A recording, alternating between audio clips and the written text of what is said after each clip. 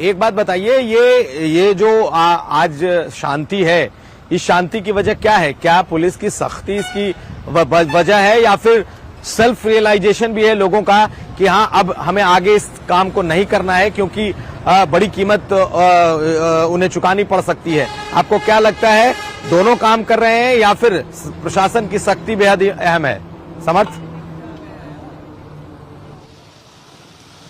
मुझे लगता है कि मैं इस बात से एक तो इत्तेफाक रखता हूँ, दोनों ही चीजें यहाँ पर काम करती हैं क्योंकि डीएम और एसएसपी जो है उनकी लगातार गश्त रही है। आरएएफ की टीम का आना एक तरह से यूपी पुलिस के लिए भी एडवांटेज रहा है। ये सख्ती है वो तो एक फैक्टर है ही है, पर यहाँ के जो आम लोग हैं वो ये भी जानते हैं कि अगर दुकानें ऐसे ही और बंद रहीं तो वही दौर चला जाएगा जहाँ लॉकडाउन में लोगों को, व्यापारियों को काफी नुकसान हुआ था। यहाँ पर अलग अलग तरह की दुकानें, यहाँ पर नॉनवेज पॉइंट्स हैं आप देखेंगे यहाँ पर, और यहाँ पर काफी बिक्री होती है। यूजुअली हमने पता किया कि यहाँ पर फुटफॉल भी अच्छा खासा रहता है, भीड़ भी आती है। और जैसा कि लखनऊ में आप चौक का इलाका ले लेंगे या नखास का इलाका ले लेंगे, ठीक वैसे ही इलाका यहाँ प्रयागराज के लिए अटाला है। और ये जो नॉनवेज की मैं शॉप्स दिखा रहा हूँ आपको, ये सारी यहाँ पर ये इलाहाबाद पराठा, कबाब पराठा है, पीछे की तरफ स्टेशनरी के शॉप्स हैं, लस्सी की दुकानें हैं यहाँ पर सारी की सारी दुकानें, टेंट हाउस की दुकानें, सारी की सारी दुकानें बंद हैं। और ये एक बहुत बड़ा फैक्टर है, जैसे कि आपने बात की सेल्फ रियलाइजेशन की, उनको खुद समझ में आया है जो लोग इसमें इन्वॉल्व थे या जिनके जानने वाले इन्वॉल्व थे कि हिंसा करके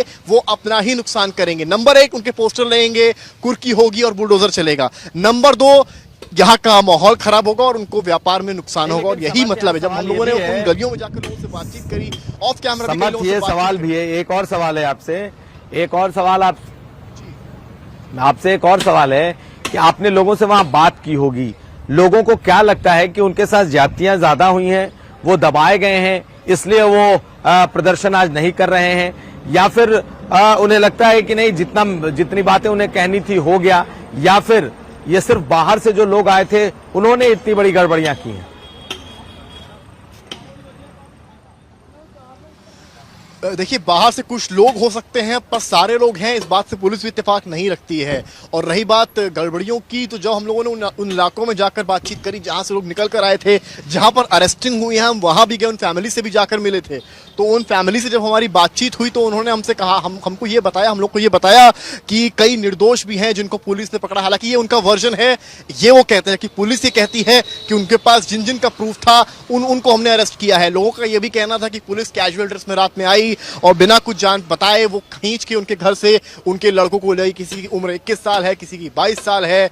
ये भी एक वजह है उनके डर की। उनको लगता है कि अगर आगे फिर से कोई आज ये सब काम करते तो जो लोग अभी घरों में हैं, सकुशल हैं, उनके साथ भी इस तरह की दिक्कत हो सकती थी, उनके भी पोस्टर जारी हो सकते थे। तो कहीं ना कहीं जो कड़ी एक तरह से स्टार्टिंग से भले एडीजी लेवल पे कहा गया हो या सीएम के लेवल से लखनऊ से ऑर्डर्स आए हो, उनका यहाँ पर चीजों का ग्राउंड लेवल पर चीजें दिखाई पड़ी हैं और उसका इम्पैक्ट इन तंग गलियों में जो क्षेत्र हैं जहां से हिंसा हुई थी वहां पर भी साफ दिखाई पड़ा। ये एक बहुत बड़ा रीजन है कि लोग आज यहां पर हिंसा करने, आप हिंसा तो किनारे कर सकते हैं, हम आप जो नमाज अदा करने आते हैं वो भी आज उस संख्या में यहां पर नहीं आए हैं जिस संख्या में आते थे। तो ये एक सवाल है। हालांकि एक दो मस्जिद ऐसे भी थे जहां पर लॉक लगा था, हालांकि बताया गया कि इमामों की तबीयत खराब है, पर जो भी रीजंस रहे हो तो आज यहां पर भीड़ दिखी नहीं, क्योंकि उनको पता है कि जो विजिलेंस है वो कितनी पुलिस की यहां बढ़ी है, चाहे सोशल मीडिया पर हो। क्योंकि आप समझ लीजिए, छतों पर कैमरे हैं, ड्रोन्स उड़ रहे हैं, तो कहीं पर भी कोई एक 1% भी एक उनके पास लेवल नहीं था जहां से वो निकल कर कुछ कर सकते थे। ये एक बहुत बड़ी वजह है। और दूसरी वजह, जैसा कि आपने बताया, जो डर है वो भी बना हुआ है, क्योंकि जिनको पकड़ा गया है उनके अगल बगल वाले अगर ये सोचते भी तो अब शायद वो नहीं सोचेंगे। उनको लगता है कि हमारे घर वालों की भी पोस्टर्स लग सकते हैं, और जो नेम शेम वाली पॉलिसी यूपी में है वो उसका हिस्सा बिल्कुल भी नहीं बनना चाहते हैं। बिल्कुल समर्थ, आप हमारे साथ जुड़े रहिए।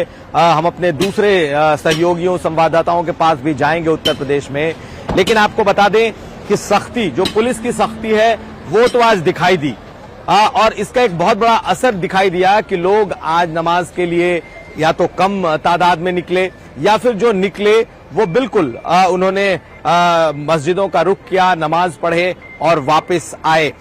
लेकिन सख्ती के साथ साथ एक जो है मैन टू मैन कांटेक्ट, यानी कि संवाद, इसने भी एक बड़ी भूमिका निभाई है। जहां तक हमारी जानकारी है कि सरकार ने एक तरफ सख्ती का लॉ एंड ऑर्डर और जो एडमिनिस्ट्रेशन है उसके तरफ से उसने बड़ी पहल की कि किसी भी सूरत में किसी भी तरीके से पत्थरबाजी या फिर जो कह सकते हैं कि लोगों के जमावड़े को स्वीकार नहीं किया जाएगा। कम से कम मस्जिदों से निकलकर पत्थरबाजी को स्वीकार नहीं किया जाएगा। वहीं जो इसमें जिम्मेदार लोग थे, जो उलेमा, मौलवी या फिर ऐसे लोग जिनकी कम्युनिटी में पहुंच है, ऐसे लोगों तक भी कांटेक्ट किया गया प्रशासन की तरफ से। एक तरफ पुलिस की कह सकते हैं कि आप मौजूदगी रही, पुलिस प्रशासन मुस्तैद रहा, उसने अपनी सख्ती दिखाई। दूसरी तरफ जो सिविल प्रशासन है उसने भी कई जगहों पर लोगों से संवाद किया कि मस्जिद को मस्जिद रहने दिया जाए, मस्जिद को इबादत की जगह रहने दी जाए, मस्जिद को कतई जुमे की नमाज के बाद पत्थरबाजी के लिए उसका इस्तेमाल नहीं किया जाए। और जिस तरीके से लोगों की गिरफ्तारियां हुई, नेम एंड शेम के पोस्टर लगे, उसके बाद से एक तरीके का खौफ तो जरूर बना हुआ है। समर्थ, हम आपसे दोबारा आ रहे हैं, ये बताइए कि क्या इस मैन टू मैन कांटेक्ट या फिर लोगों से जो पुलिस और प्रशासन ने 1-to-1 बात की या फिर वहां तक अपने संवाद स्थापित किए, इसका कोई असर दिखा क्या?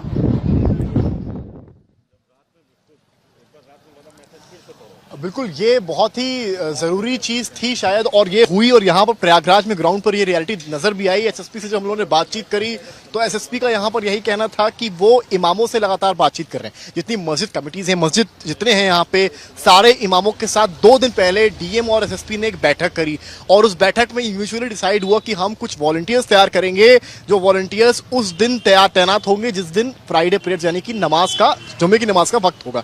और इन वॉलंटियर्स ने भी बहुत अहम भूमिका निभाई है। और जैसा कि हमें पुलिस ने बताया कि इन वॉलंटियर्स को 5 वॉलंटियर्स को पर मस्जिद के हिसाब से तैनात किया गया था। उनका काम यह था कि अगर कोई ऐसा अराजक तत्व मस्जिद के अंदर आए या मस्जिद के इर्द गिर्द भी नजर आए तो ये तुरंत फोन से पुलिस को या प्रशासन को सूचना देंगे। फिलहाल ऐसी नौबत नहीं आई, पर इनका रोल भी बहुत अहम बताया है एसएसपी ने। तो ये जो एक म्यूचुअल अंडरस्टैंडिंग रही है मुस्लिम समुदाय के बीच में और जो पुलिस है उसके बीच में, और स्पेशली जो इमाम जो हैं मस्जिदों के, उन्होंने जो रोल प्ले किया इस बार, ये भी एक बहुत बड़ा रीजन है। क्योंकि यहाँ पर जो पॉलिसी, भले आपको फोर्स यहाँ पर नजर आए, आरएएफ के जवान नजर आए, पीएसी के आए, उनके पास अलग अलग तरह के वेपन्स हों, एमएसएल गन्स हों, पर जो कहानी है वो अगर प्रयागराज की बात करेंगे, जो मैं ग्राउंड जीरो से समझ पाया हूं, संवाद से हल निकाला है यहाँ पुलिस ने। और वो संवाद ही यही था, क्योंकि वो लोग गलियों में गए, हम लोगों के सामने उन लोगों ने बातचीत करी। कई दुकानदार भी उस बीच में आए, वो पूछने आए कि सर क्या हम अपनी दुकान खोल सकते हैं। तो वहां पर सीधा कहा गया कि आपको दुकान खोलने की मनाही डे 1 से नहीं है। तो अगर कहीं र्यूमर है कि दुकानें पुलिस ने बंद करवाई हैं तो उसको दिमाग से निकाल दें और आप सभी अपनी दुकानें खोल सकते हैं और चहलकदमी जैसे पहले करते थे वैसे कर सकते थे। हालांकि वो अभी भी नहीं है, डर का माहौल अभी भी है, पर कई दुकानदार ऐसे हैं जिन्होंने अब दुकानें खोलना शुरू कर दिया है। तो ये कहानी प्रयागराज की है। और यहाँ पर जैसा कि आपने जिक्र किया संवाद का, वो संवाद जो है उसने मुझे लगता है सबसे ज्यादा बड़ा रोल प्ले किया है। और रही बात विजिलेंस की, वो तो पुलिस के एंड से इस बार दिखाई पड़ी। पिछले हफ्ते कुछ चूक हुई थी जिसके चलते 12 से ऊपर पुलिसकर्मी घायल भी हुए थे। बताया तो ये भी गया कि एलआईयू ने डिटेल्स दी थी, उसके बाद भी एक्शन नहीं हुआ था। पर इस बार पूरी तरीके से तैयारी थी और जवान डटे नजर आए।